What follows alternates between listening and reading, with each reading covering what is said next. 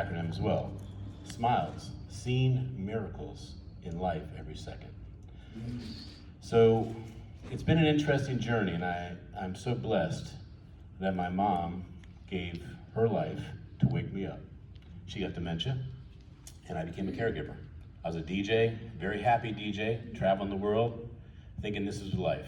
And I was woken up quite a bit.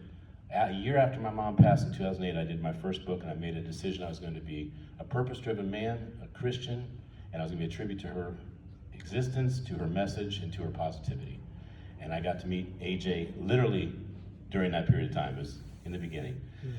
And I remember when he came up with this beautiful idea called Goodfellas, and we don't know the ripples. I mean, the ripples are so immense when we do good things. And I don't actually try to get people to smile.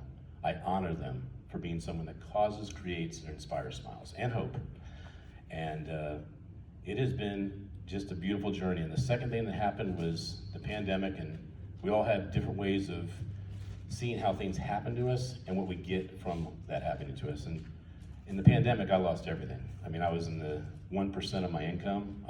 Had 6 businesses, and every one of them was related to events. I did not know that I had all my eggs in one basket, because I had a photography business, I had a wedding business, I had a production business, I had all these businesses.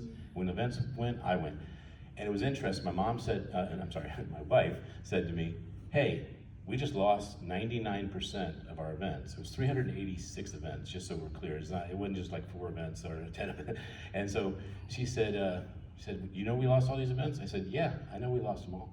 I heard the phone ring and I saw the text. And she said, well, what are we gonna do? I said, I don't know. And she says, you don't look worried. I said, I'm not. And she says, why? I said, I don't know. But I later realized why I wasn't worried. God, hope, friends, love. And this wasn't meant to destroy. It was meant to wake up, I thought.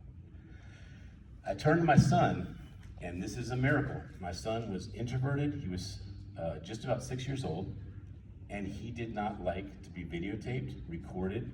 And if you videotaped him, he would run at you to delete. He'd say, delete, delete, delete. And so I would secretly make 2 copies and delete one of them. I said to my son after just a week, I said, hey, you're my only client. Would you like to write a book? I'd been publishing. I knew I was going to write a book. I ended up getting my doctorate, and I said, Kenny, why don't you write a book? He says, well, what do I write a book about? I said, well, you like to laugh. Why don't you write a joke book? And that joke book is right here, and it moved him from introversion to extroversion. And it's a simple joke book. He just Googled, I said, how do you do it? I said, Google jokes. If it makes you laugh, put it in. If it doesn't make you laugh, don't put it in. And he told a joke on a podcast. He did not want to be on this podcast. I said, Kenny, your book's out. You got to get on a podcast because someone's inviting you. He says, I don't want to be on a podcast, Daddy. And I said, well, I know that. But if you don't get on a podcast, how are people going to learn about your book and how funny it is? He says, like that. And I said, Kenny, I'll make a deal with you, because we're always making deals back and forth. And I said, here's the deal. If you do the podcast, I promise if you don't like it, you never have to do it on the podcast. He says, all right. And he always trusted that I just wanted to try something good, so he tried it out. And naturally, the host said, tell us a joke. And he said, all right. And he says, what did the father buffalo say to his son when he was going to school? Bye, son. And I tell you, no matter how many times I tell that joke, it's always funny to even me. And so the host said immediately, can you please tell another joke? And he says, okay, he's scurrying, he gets another joke. And the bottom line is I saw a young boy who did not have any idea what timing was, actually get timing in that podcast. And I saw a young boy shift from absolute introversion, hating his voice, hating a lot of things about him actually, moving to neutral. Literally moving to neutral, where I could tell he did not hate anymore who he was, and that he was actually accepting himself. Within 2 more podcasts, he started bugging me, when's my next podcast? When's my next podcast? And I had to put a green or a red paper up to let him know, you can't just jump in my podcast. So he eventually did a second book, and he just keeps doing books, and I've just been blown away by it. So I will tell you, if you have kids, and especially the 6th graders, and I commend you, Mr. Olson, for saying the flag is down. Because if that was a U.S. flag, that would be back up. Yeah. And if it's one of our allies, it would be back up. We don't know what flag that is. And it's probably a country that is in that school. And that kid has to say, I'm not represented. Yeah. My son wrote a book called Being the Smartest Kid in the Room. And he asked me, am I the smartest kid in the world? And I said, Kenny, that's a pretty big stretch. I wouldn't know that, and I don't think that's true, but you're very smart. He drilled it all the way down to Howard County into the school, and then we finally said, in the classroom that you're in, you may be the smartest kid in the room, but to ensure you're the smartest kid in the room, what are you going to do to be that kid? What are you going to do to be that leader? And he said, well, what would I do?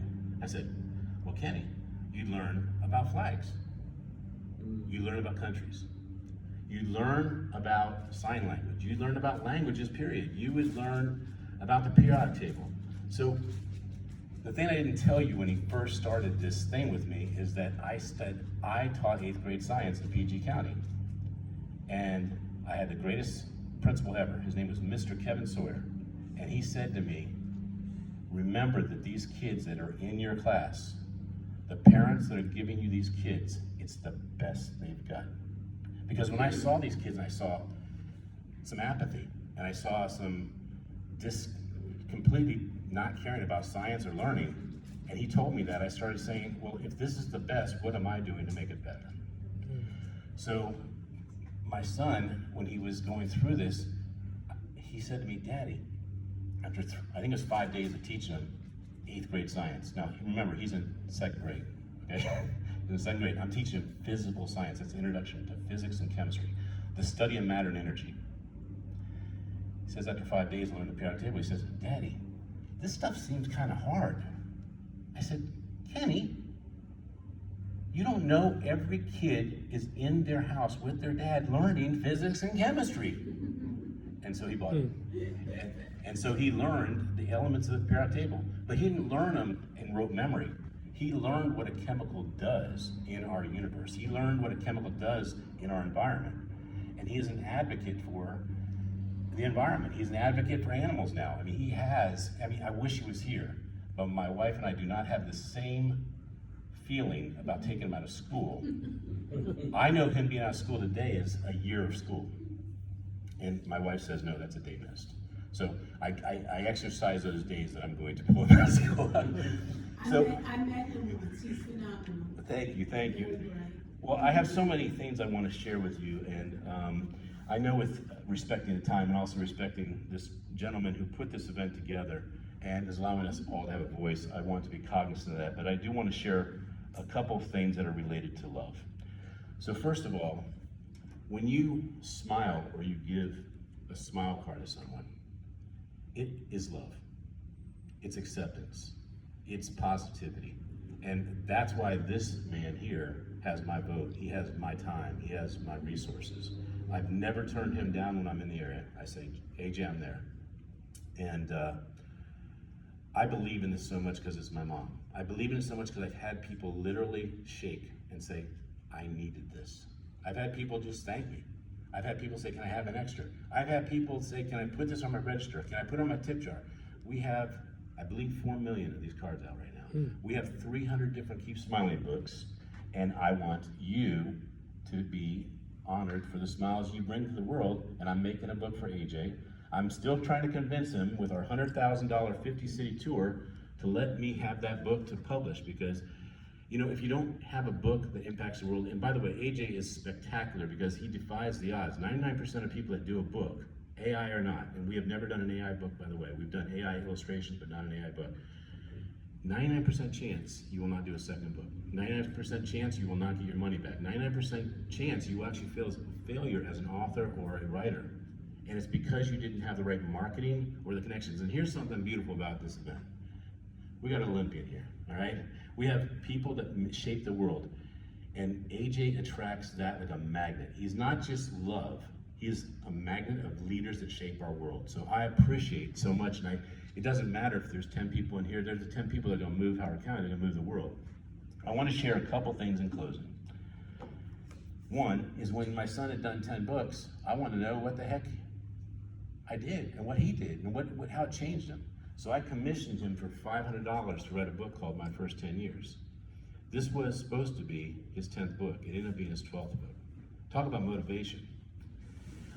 I gave him $500. I said, you have only 2 rules. There has to be 10,000 words, and it has to be done in 14 days. This is the rule. And it was during summer break, so it was very easy to do.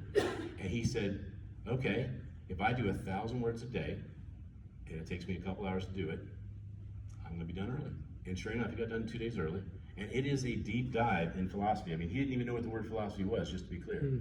But he wrote about my philosophy on perfection, my philosophy on commitment, creating humor, what makes something funny, my biggest fears. I mean, how to become creative. I mean, he wrote deep. And if any of you want any of the books there, I'm the kind of publisher, and AJ can attest to this, I will give all of them away. They might be digital, because that's economically sound, that I can give you everything there.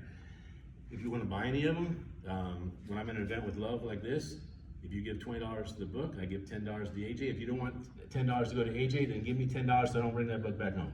But I will split whatever you want to pay for retail, or I'll give it to you wholesale, because I want the books out in the world. Kenny was acknowledged in Canada at the Niagara Falls for being the entrepreneur of the United States of America. He was interviewed at the Film Festival of Canada. He just recently, and I gotta say another applause to AJ, and I know I'm not supposed to say your name, AJ, so I do apologize for that. That was a pretty interesting move he made. He said, everyone hug Mr. Campbell. And you have an onslaught of 200 kids, that's a little bit wild, right? And I thought to myself, okay, AJ, you sure you got your safety thing, you know, is everything to up to step? But what was said in here was so true. That will last with him forever.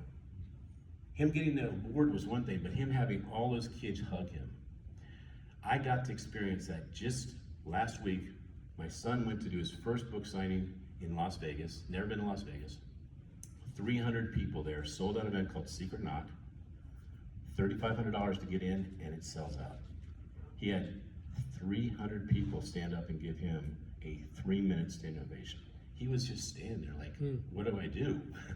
And all they were doing was saying, you're doing it. So I want to say that this right here is a gift I'm going to give AJ, and I'm actually going to put his program in the back of this book.